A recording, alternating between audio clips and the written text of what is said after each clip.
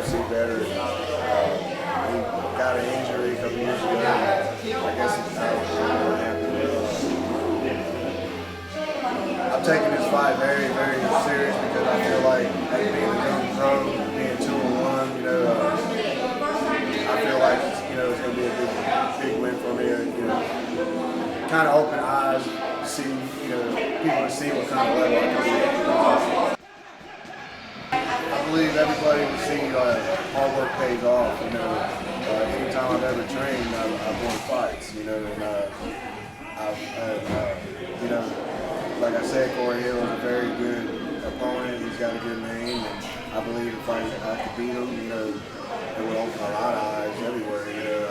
With me being a young fighter, and hopefully somebody in Bellator, somebody will see it, and I can get a shot somewhere up, somewhere on a big stage. I've been working hard for it to get to the big stages. Bellator has become big stages. XFC has become big stage. Other than the UFC, every fighter always wanted to go to the UFC. But now we got all the other big stages we can go to. I'm looking forward to going to any one of them. I just want to show that I can compete with that kind of level. I believe Corey Hill, he's been on that level before. He's competed with guys on that level, and I believe that once I beat him, everybody sees that I can compete on that level. How did the fight come about?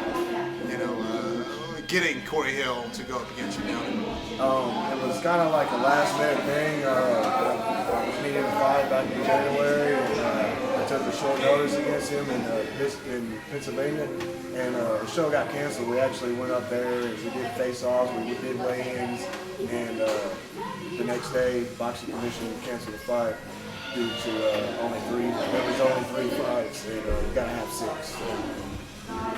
So they canceled the fight, and I was still wanting to fight him because the name, I was upset. I was really wanting, the name on the resume. And so me and Alan talked about it, and he was saying maybe he could get it on the USFFC show, so it all worked out. So my biggest fight, I would say, it was against Tony Tan. I had a lot on that fight because due to losing to a 5-0 Randy, my first pro fight, I lost, and my head wasn't in that fight, so I felt like I needed to redeem myself, and when I got the call to fight Tony Tan, I kind of questioned it. I did agree, and I backed out, and then I accepted it, and I went over and I was like, if I could beat this guy, I could prove that I could still compete with these guys on that level. Tony Tan's a really good opponent, he's really tough, and I don't even know how I made it through that fight. But I trained hard for him, and I made sure my cardio was there, and I knew that's how I was going to be able to beat him, was being able to push pace, and that's what I did. Normally I have a game plan going into the fight. When I have an opponent, I kind of scope them out, kind of learn their weakness, and I go for it. What are you telling the young guys, who want to get in the cage, or maybe some guys that have like 1 or 2 fights on the resume right now? What are you telling them as they're coming out? You train hard and you never get cocky. You never think you're too good for anybody, because some of them,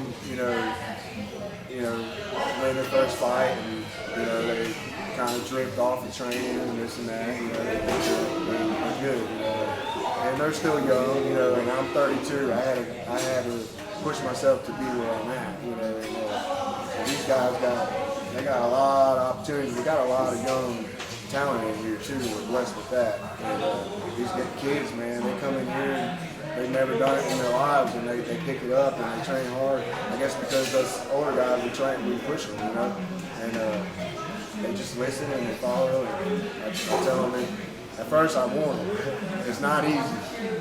Living, it's not a money career at the moment. I've been doing it 2 years, and I've sacrificed a lot. I lost a lot. I gave up jobs to train for fights.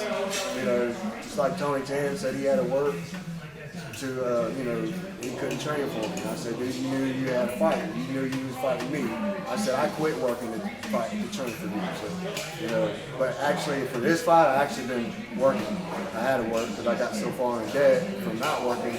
So I finally got a job so I can help, so I can get back on my feet and stuff like that. So I'm trying to see how that affects. I've been kind of pushing myself. So I've been working all 12-hour days and then coming home and training. So I'm either going to be strong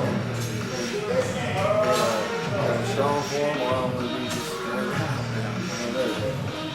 we'll see how it plays out. First, I want to thank my coach, Alan Greenway, and Team Body Quest for helping me through this training camp. And I want to thank my sponsors, Derek Allen with Body by Vibe and Farm Bureau. I want to thank Jack's Auto Body, and I want to just thank everybody that has supported me through this. And I just want to tell you, look, everybody, if you don't come to the U.S. Freedom Fighter next weekend, April 5th in Beaufort, South Carolina, you're missing the best show of your life. Corey Hill, you're going down.